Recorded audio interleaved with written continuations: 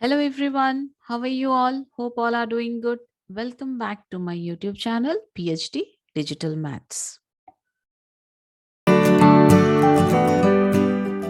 In this session, we are going to solve question number 13 and 14 of section C sample paper 6. Okay, so ये दोनों आपके case study questions है, तो हम लोग solve करेंगे.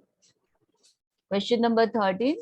Toy blocks are wooden or plastic or foam pieces of various geometrical shapes and colors that are used for constructing other shapes and figure. ये जो फर्स्ट पैराग्राफ है उसमें कोई आपको इंफॉर्मेशन नहीं है related to your sum. Okay, एक छोटा सा जो स्टोरी दिया है. Kareem's younger cousin was playing with the blocks which consists of different shapes. He saw that his cousin has put a circular block into a hollow triangular block and the two blocks perfectly fit each other. So यहाँ पे भी story को related ही है. Karim's younger cousin ने क्या किया, खेलते खेलते यहाँ पे छोटे ब्लॉक्स का जो आपको टॉयज का पिक्चर भी दिया है, एक ट्रायंगुलर शेप के ब्लॉक में ये हेलो है, तो हेलो ट्रायंगुलर शेप के ब्लॉक में एक सर्कुलर शेप का ब्लॉक एक टॉय एक घुसा दिया उसने अंदर. ओके, मेन पार्ट जो है नीचे है अभी केस स्टडी का. It reminds him a question in which a circle is inscribed in DABC, sorry in a triangle ABC, ये D नहीं है ट्राइंगल है. In a triangle ABC such that the sides BC, AC and AB touches the circle at points D, E and F respectively. Okay, अभी वो उसका younger cousin ने जो किया उससे उसको एक सम याद आया. कौन सा सम था? ऐसे ही एक ट्रायंगल शेप था ABC, ABC के अंदर एक सर्कल इंस्क्राइब था और वो पॉइंट्स जहां पे टच कर रहे थे, AB पॉइंट टच कर रहा था F पे, AC पॉइंट E पे एंड BC पॉइंट D पे टच कर रहा था. If the length of the sides AB, BC and AC are 9, 8 and 7. Okay, AB आपको 9 है and 8 सेंटीमीटर आपको BC है. This is 8 and this is 7. Answer the following question. इतना ही information हमारे पास है.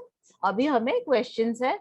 If AB is equal to AC, then prove that BD is equal to DC. अगर वो अभी यहाँ पे ये लेंथ को कंसिडर मत करना, वो क्वेश्चन के हिसाब से वो बोला है कि if AB is equal to AC. So यहाँ पे जो लेंथ है उसे भूल जाओ अभी, बट वो शेप को याद रख के हमें फर्स्ट पॉइंट सॉल्व करना है. So if AB is equal to AC, तो टू प्रूफ क्या कर to proof BD is equal to DC. Okay, now given क्या है? AB, AC and BC are the tangents, right? AB, BC and AC are the tangents of the circle.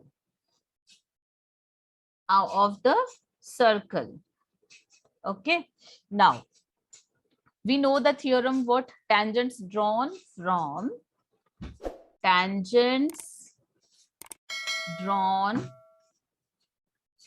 from an external point. ये theorem है आपको जो कि लिखना है. To a circle are equal in length, right? So therefore क्या होगा? AF is equal to AE, next CE is equal to CD, next BF is equal to BD, right? ये हमें given में ही आएगा because these are the tangents. The external point is ABC of the tangents. So AF is equal to AE, CE is equal to CD, BF is equal to BD. Now AB is equal to A C which is given. तो condition ही उनका था कि if A B is equal to A C. Okay, instead of A B हम लोग लिख पाएंगे A F plus B F, and A C की जगह पे हम लिख पाएंगे A E is equal to CE, sorry plus C, not is equal to, A E plus C. अच्छा, प्रूफ के लिए क्या दिया है, B D is equal to C D. अच्छा, यहाँ पे देखो बी डी टेंजेंट है, बट बी डी किसके साथ इक्वल है, बी एफ के साथ, और सी डी किसके साथ, सीई के साथ। तो अभी हमें सीई बी एफ को कुछ नहीं करना है, सीई बी एफ को कुछ नहीं करना है। A F A E same है वैल्यू, तो कैंसिल हो जाएंगे आपको। B F is equal to CE, we can directly write since A F is equal to A E. अभी कैसे कैंसिल हुआ समझ में आया। सपोज यहाँ पे 2 + 5 है, this is example just I am giving, is equal to 2 + 7। तो जब ये 2 इधर आएगा -2 में होगा तो 2 कैंसिल हो जाता है ना। Similarly A F is equal to A cancel हो गया। So instead of B F we can write B D, and CE के जगह पे we can write C D, which is hence proved. So यहाँ पे भी अगर आपको चाहिए तो रीजन नहीं चाहिए तो नहीं, रीजन लिखो इसके नीचे भी, since BF is equal to BD and CE is equal to CD. Okay, छोटा सा प्रूव है, not so much difficult. Question B, find the radius of the incircle. So यहाँ पे जब रेडियस पूछा है, ये जो मेजरमेंट हमारा दिया गया था 9 सेंटीमीटर, 8 सेंटीमीटर, 7 सेंटीमीटर रेस्पेक्टिवली, ये अभी हम लोग यूज करेंगे। अच्छा, एक चीज को ध्यान रखो, जब भी आपको साइड्स दिया जाता है कोई भी ट्रायंगल का, रेडियस पूछता है, तो यहाँ पे आपको हेरोन्स फॉर्मूला यूज करना पड़ेगा एरिया के लिए। ओके, तो फर्स्ट हम लोग लिख देते हैं given is equal to A B, how much, 9 centimetre. Next is given BC is equal to 8 centimeter and AC is equal to 7 centimeter. Sides दिया जाता है तो हमें रेडियस कैसे निकालना है। फर्स्ट ऑफ ऑल, अगर साइड्स दिया जाता है हमें एरिया निकालना पड़ता है। क्यों एरिया निकालेंगे, यहाँ पे रेडियस के लिए अभी कुछ हम लोग कंस्ट्रक्शन करेंगे। ओके, सो ये गिवन है। उसके बाद to find radius of the circle,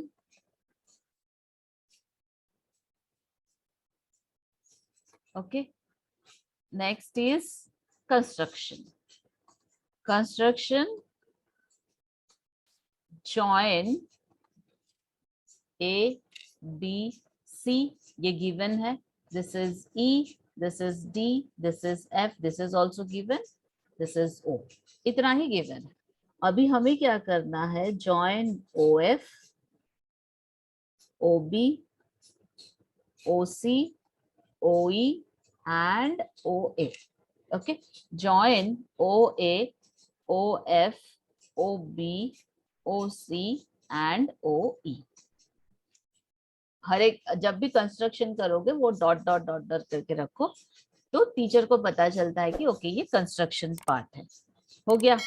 अभी देखो यहाँ पे हम ज्वाइन करने के बाद छोटे छोटे ट्रायंगल्स बने हैं, OBC, OAC, OFB, एंड ये जो OD है वो परपेंडिकुलर है। क्यों? बिकॉज सेंटर से जब रेडियस टैंजेंट को टच करता है तो वो परपेंडिकुलर होता है, रेडियस परपेंडिकुलर टू टैंजेंट, ये भी हमारा थ्योरम में था। ओके, सो OD आपका परपेंडिकुलर होगा OBC ट्रायंगल में। ठीक है, चलो अभी तो फिर इन ABC, in triangle ABC semi perimeter, क्यों निकालते हैं सेमी पेरीमीटर? एरिया निकालने के लिए हम जब हेरोन्स फॉर्मूला यूज करते हैं तो हमें सेमी पेरीमीटर की जरूरत होती है वहां पे। तो सेमी पेरीमीटर हम लोग के पास अगर साइड से हम इजीली सेमी पेरीमीटर निकाल पाएंगे। That means S is equal to AB plus BC plus CA upon 2. So you will get 9 plus 8 plus 7 upon 2, 17 plus 7. कितना आ रहा है आपको?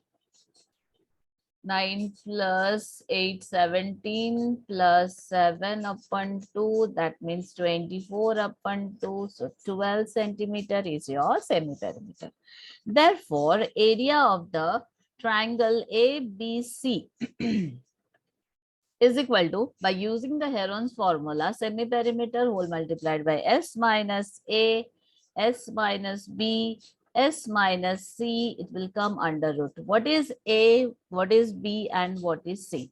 A, B, C are आपका जो ये 9 सेंटीमीटर, 8 सेंटीमीटर, 7 सेंटीमीटर है, तो इससे small a, small b and small c consider किया जाता है सेमी पेरीमीटर हेरोन्स का फॉर्मूला जब यूज करते हैं.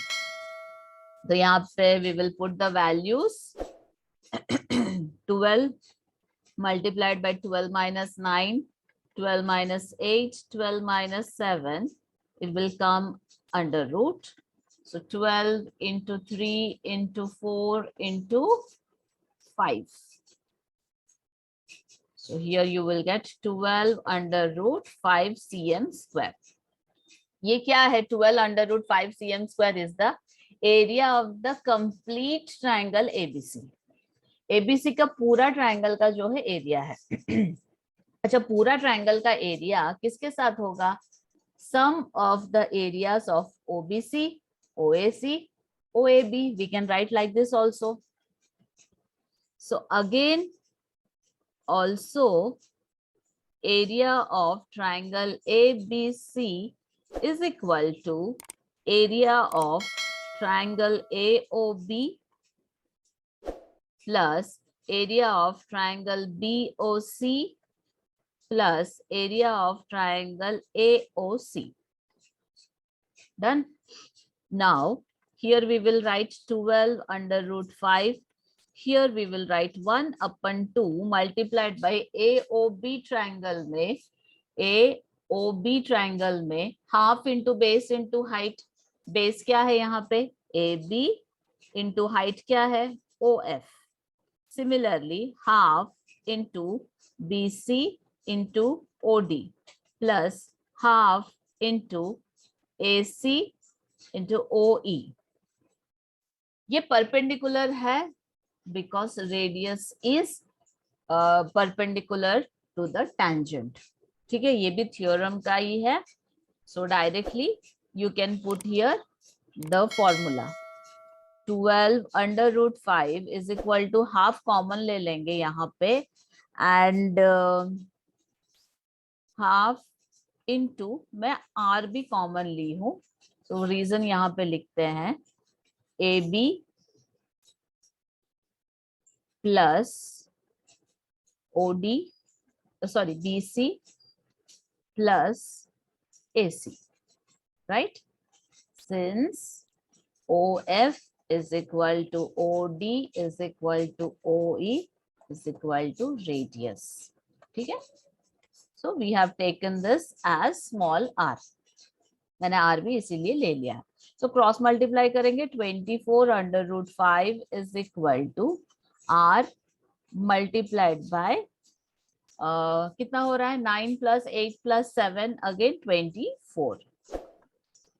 Okay. So 24 cancel हो जाएगा. R is equal to under root 5 centimeter. So लिखना है आपको answer. Hence radius of circle is under root 5 cm. Okay, done. जब भी ऐसे वाले क्वेश्चन आ रहे हैं, आपको साइड्स दिया जाता है एंड रेडियस पूछता है, then you have to apply the Heron's formula. Reason क्या है? क्योंकि अगर रेडियस दिया जाता है उसमें से हम लोग छोटे ट्रायंगल का एरिया निकाल सकते हैं. छोटे ट्रायंगल का एरिया निकालने के लिए हमें हेरोन्स फॉर्मूला यूज करके छोटे ट्रायंगल का एरिया को हम लोग रिलेट कर पाएंगे. तो सिंपल एंड शॉर्ट क्लू है कि अगर आपको रेडियस पूछ रहा है, साइड्स दिया है, पेरीमीटर निकाल के उसमें से एरिया निकालना है. Okay. Question number 14, second case study. Two students, Paul and Shri of class 10, while solving a quadratic equation, committed the following mistakes. Okay, quadratic equation solve करते वक्त उन्होंने कुछ mistakes किया है. तो क्या mistakes है? Paul made a mistakes in the constant term and get the roots as 6 and 8. While Shri committed an error in the coefficient of x and got the roots as 3 and 14. Based on the above information, answer the following question. अच्छा, quadratic equation form करते वक्त हमारा क्या रहता है? एक ax square plus bx plus c is equal to 0, right? So यहाँ पे जो b है, b क्या होता है? Sum of the roots, sum of the roots, right. ये b क्या होता है? सम ऑफ द रूट्स होता है, जो कि coefficient of the x, coefficient of x. And c क्या रहता है? कांस्टेंट टर्म, कांस्टेंट टर्म, जो कि क्या है? Products of the roots, product of the roots. ये सम ऑफ द रूट्स होता है, कोफिशिएंट ऑफ एक्स का जो है, और कांस्टेंट टर्म जो होता है वो products of the root, product of the roots होता है. तो उसके बेसिस के ऊपर अभी हमें सॉल्व करना है. Find the correct quadratic equation. Okay, चलो यहाँ पे लिखते हैं. Since Paul made mistake in writing the constant term of the equation, so it's coefficient of x must be correct. यहाँ पे देखो, फर्स्ट ही कंडीशन जब दिया है, Paul made a mistake in the constant term. उसने कहाँ पे मिस्टेक किया? कांस्टेंट टर्म में. अभी पॉल का पहले निकालते हैं. अभी ax square plus bx plus c है हमारा क्वाड्रेटिक इक्वेशन. कांस्टेंट टर्म मतलब जो कि c में उसने गलती की है, उसका बाकी दो करेक्ट है, राइट. सो बाकी दो करेक्ट ही है. सो बाकी दो के लिए हम लोग लिखेंगे यहाँ पे. सो मेन जो राइटिंग है यहाँ पे, Paul made mistake in writing the constant term of the equation. Okay, so its coefficient, so its coefficient of x must be correct. उसका कांस्टेंट टर्म गलत है, बट ये दोनों तो सही है. तो अभी पहले हम लोग ये दोनों निकाल देंगे. therefore correct sum of roots is equal to, उसका क्या था? 6 and 8 था. तो 6 plus 8 that is 14, जो कि हमारा x का कोफिशिएंट है. दैट मीन्स यहाँ पे 14 करेक्ट है, ये करेक्ट नंबर है. बट कांस्टेंट का जो 6 इंटू 8 करेंगे, क्योंकि कांस्टेंट टर्म को ऑलरेडी मैंने लिखा है यहाँ पे, product of the roots. So 6 into 8 करेंगे तो वो 48 गलत है यहाँ पे. ओके, एक तो हमें मिल गया. नाउ दूसरा कौन था? श्री. श्री का मिस्टेक क्या है? श्री मेड मिस्टेक, कहाँ पे किया है? In writing the coefficient of x of the equation. That means, so its constant term must be correct. उसका जो x का कोफिशिएंट है ये गलत है. श्री का constant term must be correct, right? Therefore constant term of the equation is equal to product of the roots product of the roots. तो श्री का जो रूट्स आए थे वो क्या है 3 and 14, that means 3 × 14 is equal to 42। So ये x का कोफिशिएंट करेक्ट है, ये प्रोडक्ट जो कि कांस्टेंट टर्म है। Hence the correct quadratic equation is, hence the correct quadratic equation is, क्या होगा, x square minus sum of the roots multiply x plus product of the roots is equal to 0. So इसका क्या होगा, x square minus 14, sum of the roots is 14x plus product of the roots are 42 is equal to 0. So this is your correct quadratic equation. Okay. Okay, B wala. Write the discriminant and nature of roots of the correct quadratic equation. अभी correct quadratic equation हमारा क्या था, x square minus 14x plus 42. So case study में definitely first question को relate करके ही रहता है second question. अगर first question आपका गलत तो second question also गलत. Done. So next हम लोग लिखेंगे discriminant पूछा है, therefore discriminant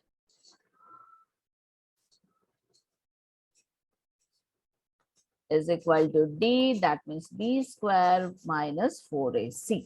So B square minus 4AC अभी हमें निकालना है. Okay. Discriminant का रूल था, if D is greater than 0, तो यहाँ पे क्या होगा, D greater than 0 होता है तो two distinct real roots, two distinct real roots, right? Next, if D is equal to 0, then two equal real roots, two equal real roots. If D is less than 0, smaller than 0, then no real roots. So ये हमारा formula था. अभी discriminant का nature पूछा है. जब भी nature पूछता है तो आपको ये तीन ही ऑब्जर्व करना है. What is the nature of the roots. Nature of the roots जब पूछते हैं आपको डी फाइंड आउट करना है, which is b square minus 4ac. Here a is equal to 1, b is equal to minus 14, c is equal to 42. Simply we will put b square minus 4ac, that is minus 14 whole square minus 4 multiplied by 1 multiplied by 42. So this is 196 minus 42, 4s are 168. 168, that is 28. So 28 जो है वो 0 से बड़ा है. तो अभी हमें लिखना है since the value of the discriminant